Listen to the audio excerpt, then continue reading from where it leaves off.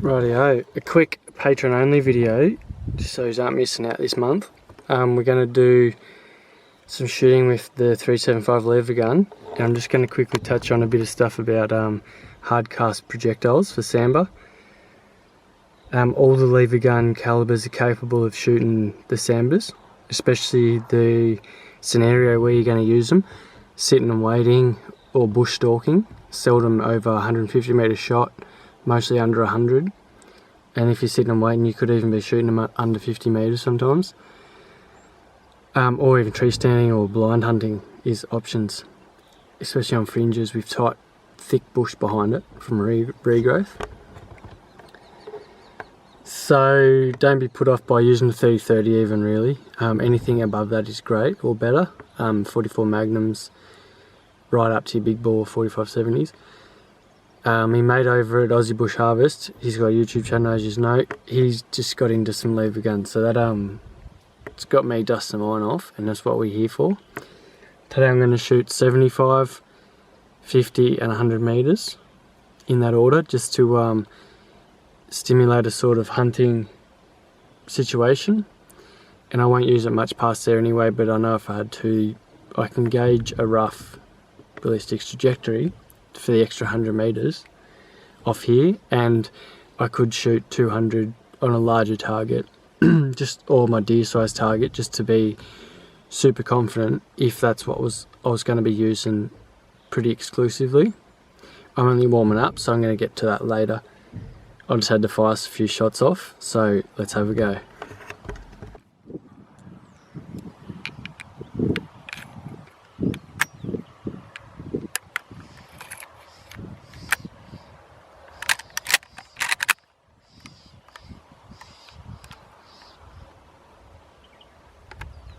Half cock,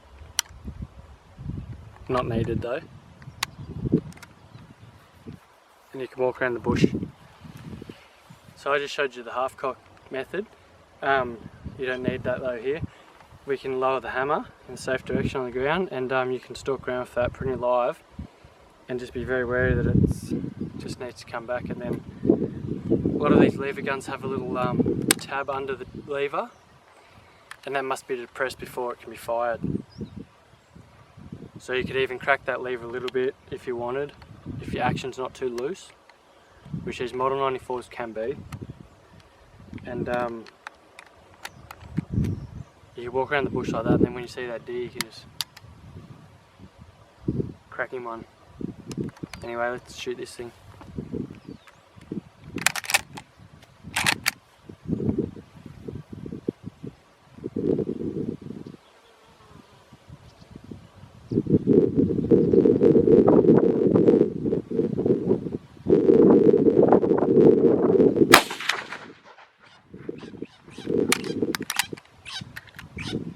That was a shocker, but very small. The problem with these open sights and peep sights is that once you get out to say 70 yards, 75 metres, the front bead will often take up a lot of the animal.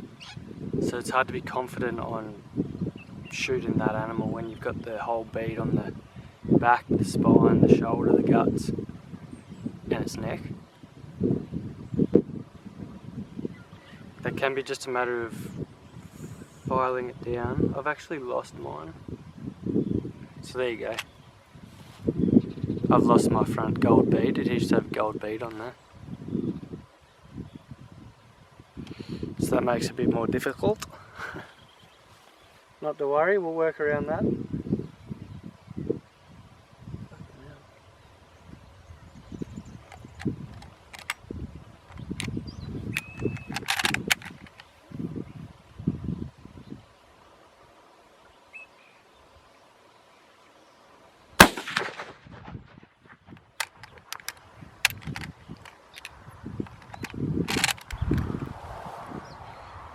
Right, so that's actually thrown me bloody arvo off, having no gold front bead. It needs a file up too because it's throwing light off different areas, so it's not actually too good. But anyway, I have another one from 75 and probably go and fix that up.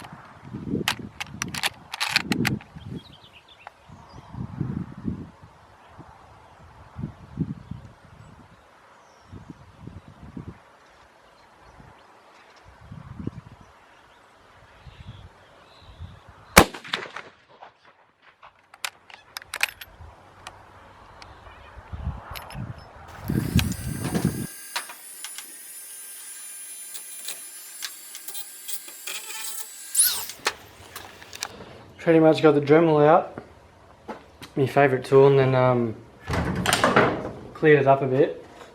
Now I'm just going to paint some nail polish in that hole that's there.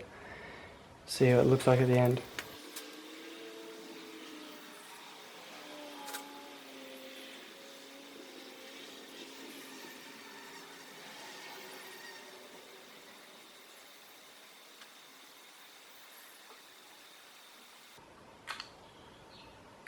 You may have noticed I just painted the whole thing. I'm going to try something a bit different, because that peep sight is typically called a ghost ring because I've opened up the back aperture, so it's just a ghost ring, and just put this in the centre. And because we're shooting onto dark animals, it's hard to see them and see where the bead is, and then when it takes up the whole chest of the animal, it's pretty difficult. So some people will have the gun shooting so it's just above that sight as well, that sight bead, and that way you know you got that just on, say, the deer's shoulder, it's going to be just above it. I just like to have it where it's sort of covering that area, and bang bang, get a couple of shots into that for what we're doing. So I'm going to paint the whole thing white and just see how that goes, especially on these next two shots. And then just when it comes up in that late arvo, especially for last light, sit and wait hunting on a brown animal.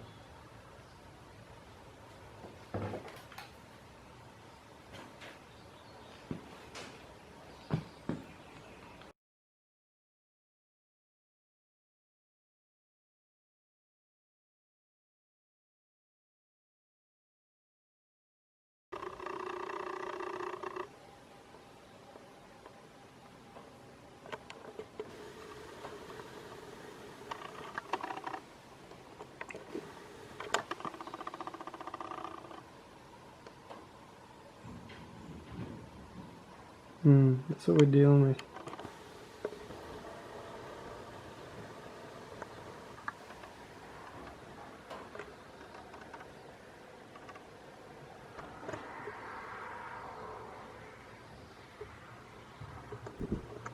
Coincidentally, I got a young bull trying to knock over my target, but I can put the bead on him pretty well. I'm at 50 metres here now, and he's a sort of sambar tan.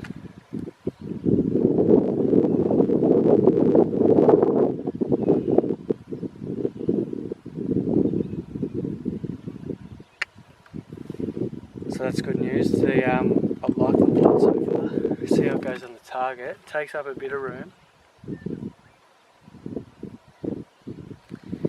but we'll aim for the VB. Righto, looks like the old cow's out of the way. Or the young bull. Oh no, he's coming back.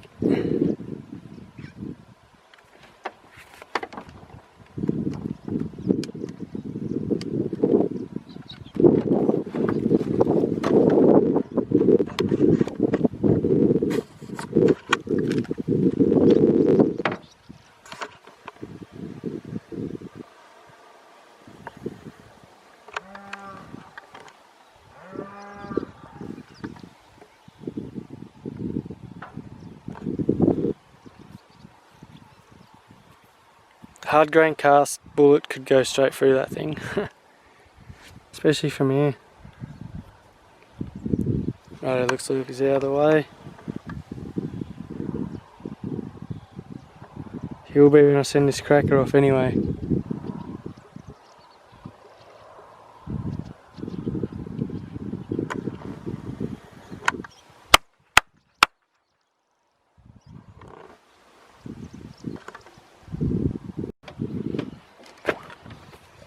Right, I just want to get a lean for the first shot, so we'll see how this one goes. Aiming right in the zone.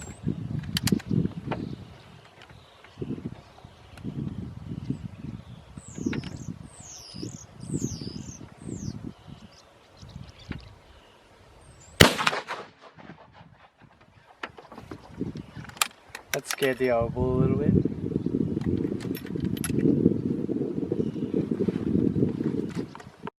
There you go.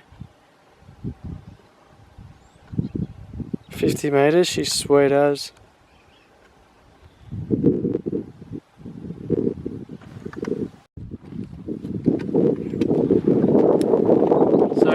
mean, a good rest, a good steady rest open-sided, you can really place the bead on the animal at 50, 75 metres even. I'm going to go back now. I'm not going to have another shot of 50, I don't think.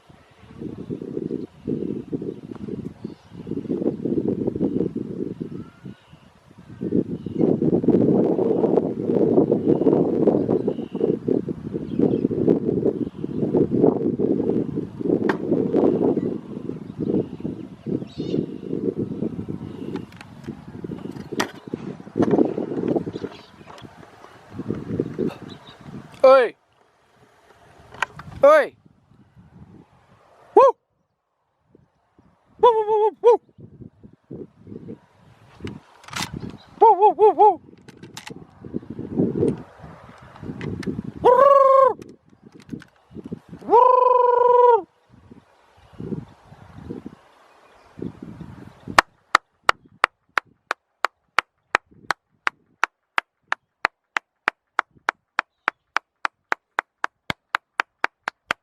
Hey, hey!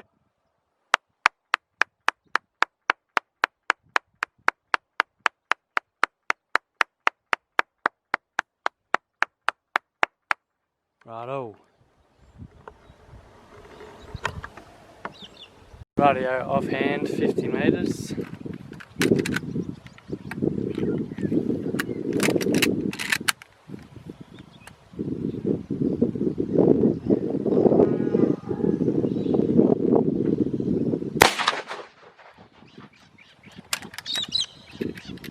I'm going to call that a little to the right.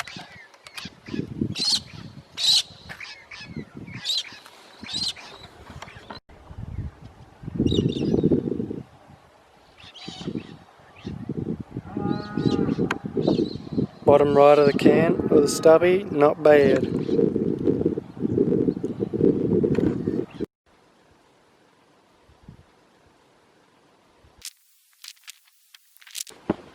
That's living.